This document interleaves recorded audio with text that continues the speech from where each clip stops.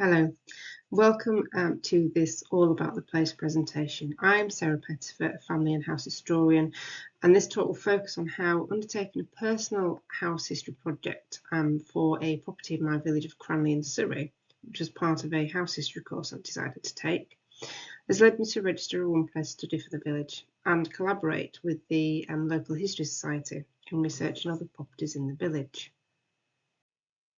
So as part of the House History Project, I contacted the local history society because I knew they had information and photographs of the property and of Cranley High Street where the property is located. I knew this from their website. They came back and said that there's quite a lot known about the history of the property in the 19th and 20th century because of the census returns, electoral registers, and also the elderly people living in the village who had done some oral histories. There's also lots of books they've produced with old photographs and things in the village as well. But in terms of actually trying to trace any of the history of the property before that, they wished me good luck, although they did inform me that the property had been dendrodated and is believed to have been built in or about the winter of 1559-1560. So a little bit of history about the village. The spelling was changed in the mid-19th century because with the postal system and handwriting, it was becoming confused with Cranley. It's now said to be the largest village in England with a population of around 10,500 and growing daily, with new housing developments going on, which is not bad to say it doesn't appear in the Domesday Book in 1086. What developed as the central village was part of the manor of Sheer Vashery, which was held by the Bray family from 1498, with surrounding land of Vashery and Cranley being sold off by the manor in the late 16th and early 17th centuries. It's located within the Weald Valley, approximately 8 miles south of Guildford in the county of Surrey and close to the border with West Sussex. The name most likely originates from the Old English words crank, C-R-A-N-C, meaning a bend or twist in a track or river, along with the Old Saxon word lea, L-E-A, meaning a clearing in a forest or a meadow. So here we have an old map of Surrey from 1794, showing where Cranley is located.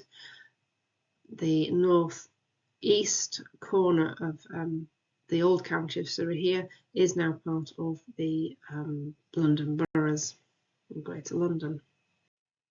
So here we have some key dates for the village, which you'll see the first, other than the first two, are actually date from the 19th and 20th century. So it'll be exciting to try and find out a bit more about the earlier history of the village and any other key dates which we can add to this information. So how did this all start and how did I go about it? Well, Oliver House was a property I'd been interested in for some time. In more recent years, it's been a coffee shop at one side and a charity shop at the other, but both closed down following the pandemic, and the property was placed on the market for sale. So when I decided to undertake a house history course to expand my knowledge and expand my professional practice into house history, I chose this property to research.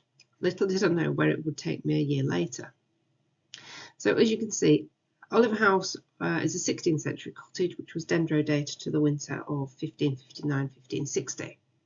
And I identified owners to within 70 years of it being built. And I used, amongst other records, census returns, electoral registers, tithe apportionment records, land tax records, deeds, wills, and newspapers.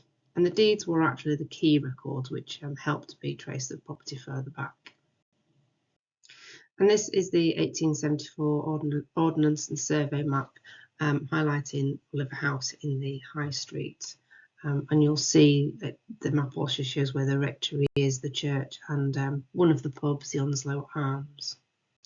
So of course I don't have time here to take you through all the owners that I found, but this is a list. Basically, the earliest owner I found was a John Smallpiece, who we know owned it up to 1631, but we don't know from when because I've not found any earlier deeds, and right through to present day, who Nicholas Friesland and his wife owned the property from 2011 to this year, and the property has now been sold, but it's very recently, so I've still got to find out who actually purchased the property.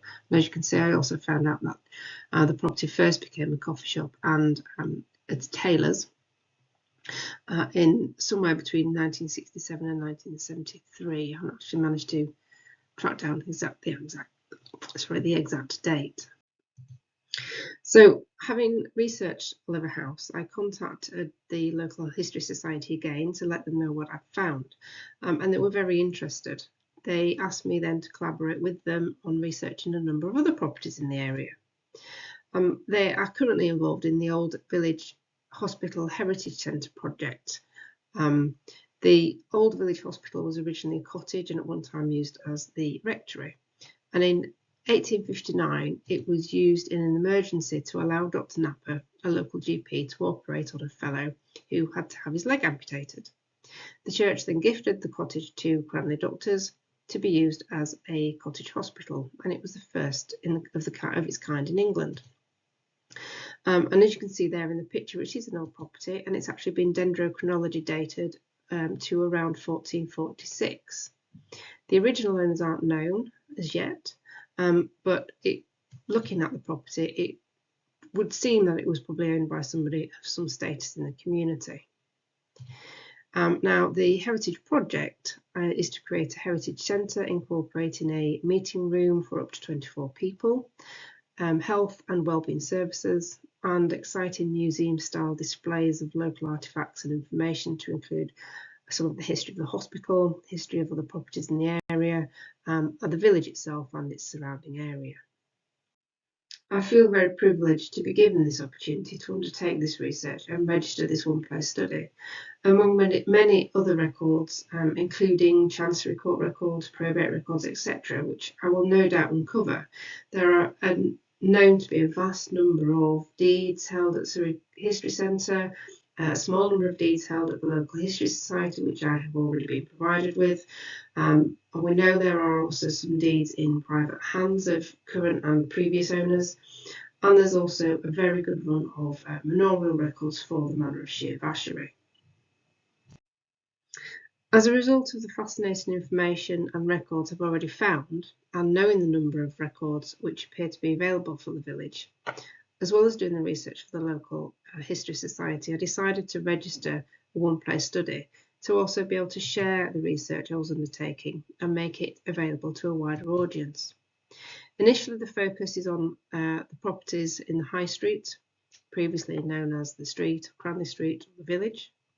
And I've also started a blog to record my research progress. It is in its infancy, but it's a very exciting new adventure for me, and I would encourage anyone who's interested in the local area to begin a one-place study.